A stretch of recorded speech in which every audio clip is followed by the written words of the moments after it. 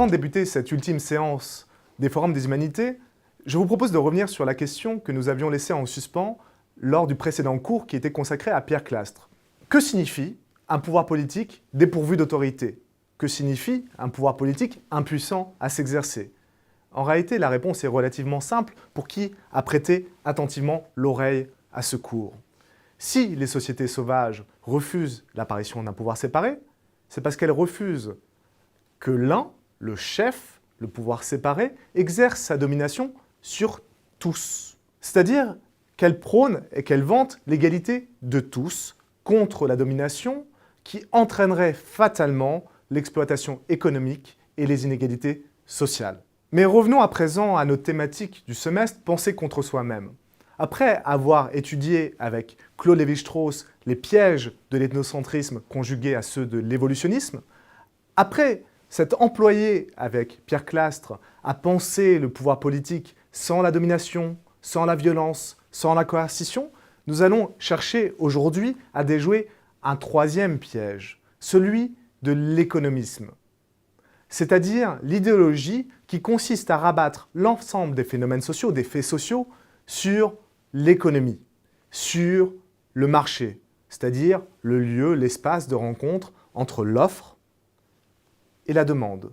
Cet espace où vont se trouver engagés, impliqués, des acteurs rationnellement, économiquement responsables. C'est la fable de l'Homo economicus que nous racontent les néoclassiques.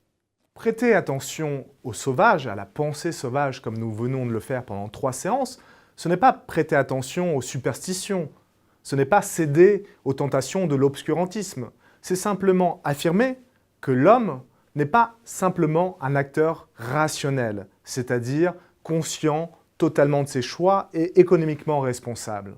Il y a d'autres facteurs qui rentrent en jeu. Il est l'objet de forces et d'influences qui lui sont parfois extérieures et qui exercent à son insu une influence sur ses décisions. Mais l'homme moderne l'a oublié. Sur de la science, sur de son progrès, de la technologie sur laquelle il s'appuie, il croit être devenu maître de son destin et se raconte sur la grande histoire sa propre petite légende. Celle d'un homme qui s'est émancipé de son environnement, de ses tutelles, comme celle de la religion, comme celle de la nature, comme celle des dieux.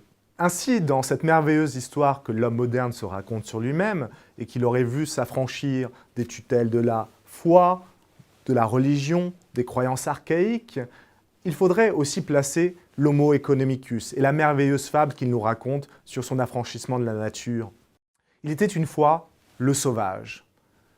Celui-ci vivait dans le besoin, dans la carence, dans le manque. Et lorsqu'il devait pourvoir à ses besoins, que faisait-il? Il s'adonnait au rapt, au viol, au vol.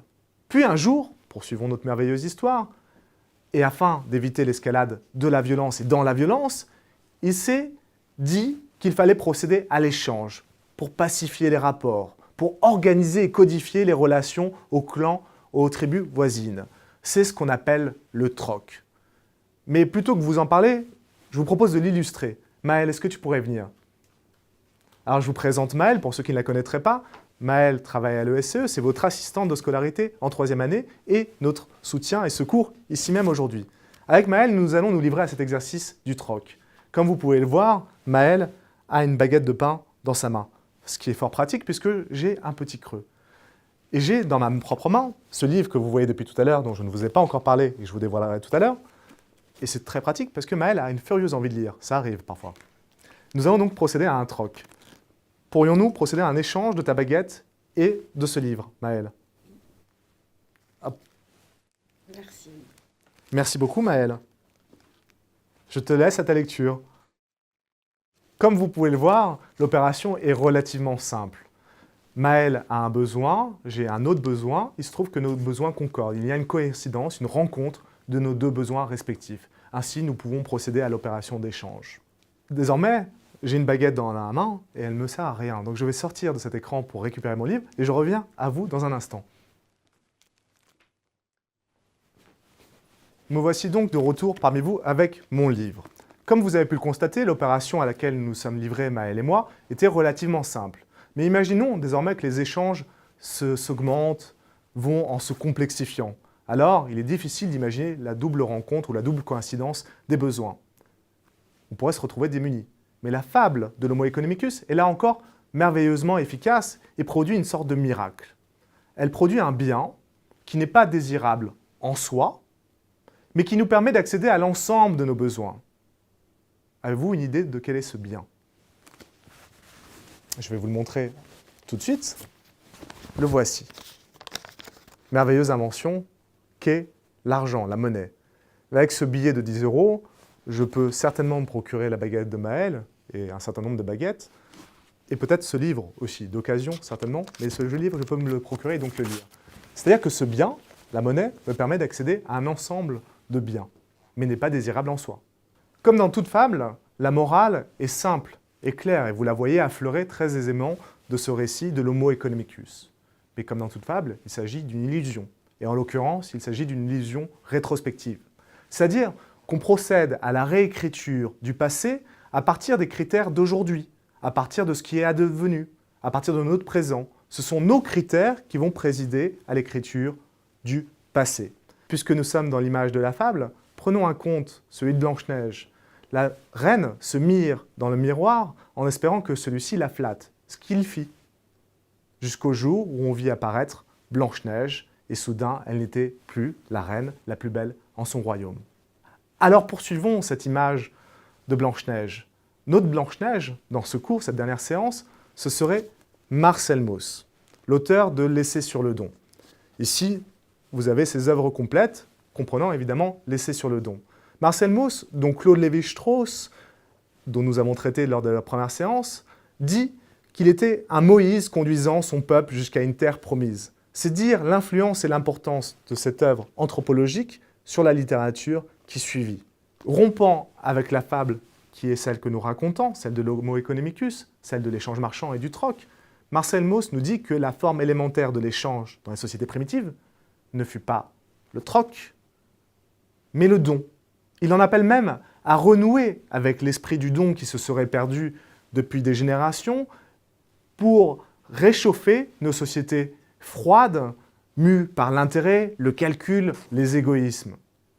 Dans le prolongement de la thèse que nous avons étudiée de Pierre Clastres, on pourrait dire que penser le don, c'est penser contre l'échange économiquement utile. En somme, penser le don, c'est penser contre l'échange.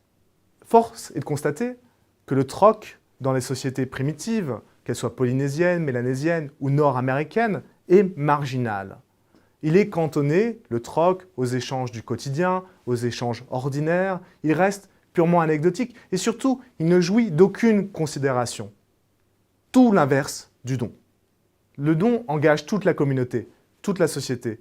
C'est une prestation totale, nous dit Mauss, c'est-à-dire qu'elle engage l'ensemble de la société et non des individus singuliers. Le don va s'exercer lors de rites, lors de moments sociaux à forte charge symbolique. Les naissances, la puberté, les rites funéraires, les mariages. C'est-à-dire ces moments où les groupes, les familles, les clans se retrouvent et procèdent au don pour marquer l'importance de leur groupe. Il existe d'autres formes de dons, autrement plus singulières que celles du don accompagnant les rites comme le mariage, les naissances. Il s'agit du potlatch, nous dit Marcel Mauss. Au lieu de donner simplement un bien à un autre clan, à un autre groupe, à un autre chef, on va déposer ce bien, qu'il s'agisse d'huile de baleine, de fourrure, au sol, et on va détruire systématiquement ces biens. On va par exemple les brûler, c'est-à-dire que ces biens vont être perdus. Le clan rival, l'autre clan, va procéder de la même façon.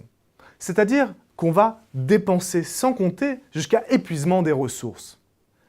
C'est une opération qui peut pour nous paraître aberrante économiquement. Elle l'est en tout cas pour l'Homo economicus qui agit rationnellement. C'est-à-dire qu'on détruit des biens qui sont utiles économiquement. Mais cela veut dire que cette opération se joue peut-être sur un autre plan que le plan économique, sur une autre dimension qui serait une dimension, elle, symbolique. Cela vous paraît peut-être lointain de notre situation. Mais pensez au cas de ces milliardaires qui s'adonnent à des fêtes somptueuses, des voyages extraordinaires, qui achètent un yacht, qui achètent un immeuble, qui voyagent à l'autre bout de la Terre. Eh bien, ces dépenses, elles sont certes économiques, mais elles ont une autre vocation avant tout. Elles sont somptuaires. On dépense sans compter pour montrer l'importance de son rang, de son clan, de sa famille, aux yeux de tous.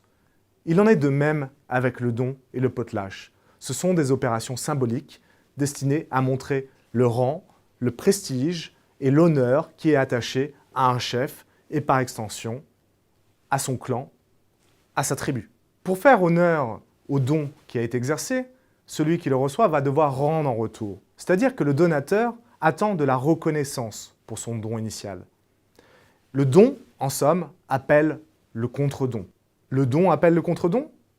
Cette phrase peut paraître aberrante d'un point de vue économique. Le don appelle le contre-don? Elle est même rationnellement inique, absurde. Le don n'est-il pas gratuit?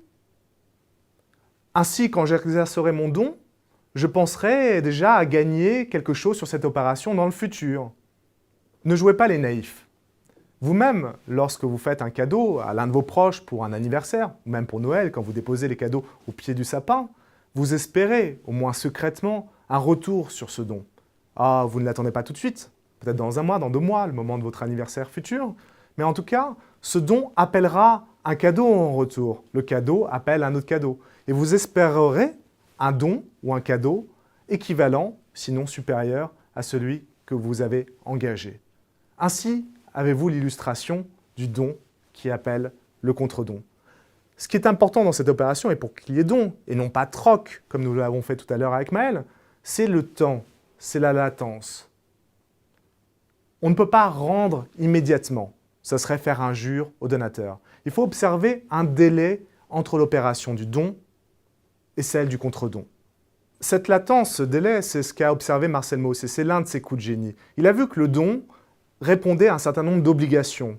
Il n'est pas dégagé contractuellement et libre et spontané. Il répond à des codes sociaux très précis. Je vais essayer de vous les expliquer à nouveau maintenant avec Maël. Maël, est-ce que tu peux venir pour qu'on se mette à nouveau en situation? Alors, le don, on pourrait penser dans nos sociétés contemporaines, est libre. C'est comme ça qu'on le conçoit. Il ne l'est pas. Le don est important pour engager du lien, pour créer du lien. On n'échange pas simplement des biens, comme ces livres, on échange du lien. Donc d'une certaine façon, moi-même, qui possède ce bouquin, si je remets à Maël ce livre, je ne cherche pas juste à échanger un bien, je crée du lien. Je pense qu'elle apprécie le geste, et donc nous créons ainsi du lien. C'est la première obligation. Le don n'est pas libre, il est là et indispensable pour créer du lien entre les clans, entre les familles. Vous avez entendu spontanément Maël dire « merci ». C'est-à-dire que la deuxième obligation du don vient d'être énoncée avec nos formes, la politesse. Elle a accepté mon don. Elle a accepté de recevoir mon don. Elle a accepté le lien que nous devions créer. Et ça, c'est la deuxième obligation du don. Je vais récupérer un bouquin pour nous remettre en situation. Et la troisième obligation qui est associée au don, c'est le contre-don. Imaginons que Maël me tende un livre. Merci Maël, mais je ne veux pas être en dette vis-à-vis de toi, donc tiens, tout de suite. Vous voyez qu'il y a un mouvement grossier qui est engagé, un moment vulgaire. Maël me tend un livre et je lui réponds par un contre-don immédiat qui vise à annuler la dette ou le sentiment de dette que je pourrais avoir vis-à-vis d'elle. Maintenant, refaisons l'opération. Merci Maël. Je m'en vais, laissant Maël seul.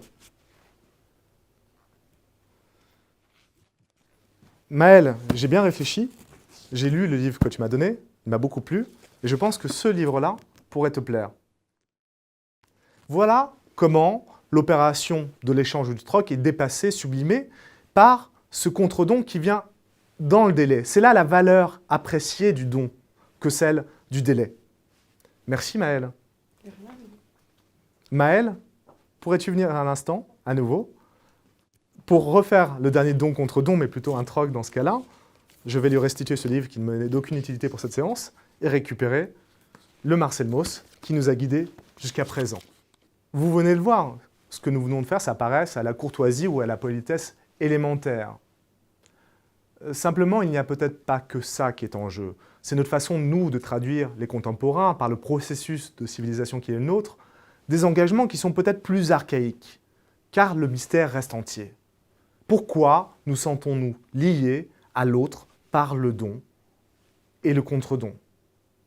Alors, là, la pensée sauvage peut nous être utile, nous mettre sur la voie.